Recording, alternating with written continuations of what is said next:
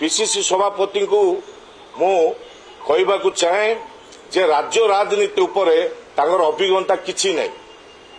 କହିବାର କାରଣ ଯେ ସିଏ ଯେତେ ଏମ୍ପି ହେଇକି ଦିଲ୍ଲୀରେ ରହିଲେ ଏଆଇସିସି ର ରାଜନୀତି ଭିତରେ ବିଭିନ୍ନ ରାଜ୍ୟକୁ ଯାଇକି ପ୍ରଭାରୀ ହେଇଛନ୍ତି। ସେହି ରାଜ୍ୟରେ ସଂଗଠନ କ'ଣ କରୁଛନ୍ତି ଆଉ ସେହି ରାଜ୍ୟରେ କ'ଣ କରିକି ସିଏ ଆଉଥରେ ଏଆଇସିସି କୁ ଆସିଛନ୍ତି ତା କାରଣ ଆପଣମାନେ ଜାଣିଥିବେ। ତା ସହିତ जो कौशल राज्य करी बोली जो धमक दौले नथिले मु कांग्रेस दल छाड़बी नले मते पीसी सभापति करा जाओ। मु कौनसी पद पदवी लालायत नुहे एवं कौनसी पैसा रे बिक्री किणा बिका हेबार प्रश्न उठुनी।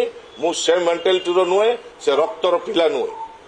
बाकी जो कहते बाघ गंजाम गोटे बाघ घास खाईदेला मु केबे निजको साब्यस्त करेनी जे मु बाघ बोली। मु रमेश जेना केबे घास खाइबार नहीं कोई मुंड बिकिबार नहीं कि को पद पदवी लालायत हेबार नहीं पैसा रे बिक्री हेबार नहीं। से मो चरित्र विषय ठीक रे जानी ना। ता सहित बाकी जो विभिन्न प्रकार समालोचना आसुची आलोचना आसुची विभिन्न लोक विभिन्न कमेंट्स दौरान मो विषय अधिकांश लोक प्रकृत कथा जानी ना।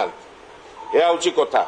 बाकी जो राज्य जो बड़ बड़ इश्यू होची से इश्यू समय रे हमर सभापति से इश्यू को कहीं गरम करूना लोकलोचन को कहीं आणुना सरकार विरुद्ध रे कहीं कहूना ता कारण आपण माने खोजंतु ता कारण आपण माने खोजंतु। बाकी मुख्य कथा जे ए जो राज्यसभा निर्वाचन रे दुईटी बीजेडी विधायक विधायिका प्रकृत में भोट देना दिलीप राय को कांग्रेस दुईटी विधायक भोट देती जो एजेंट माने बसी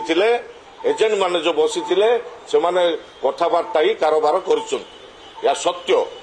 बाकी जे बापा एजेंट रे पुओ जाकि भोट दब आपण माने चिंता करूँ से भोटा कुआड़े जाइथिबो आ कागु देइथिबे प्रकृत कथा को जानतु या सत्य सत्या जहाद्वारा आम डायरेक्ट कहूँ जे आम प्रकृत बीजेडी समर्थन पार्टी को आम भोट देइनु।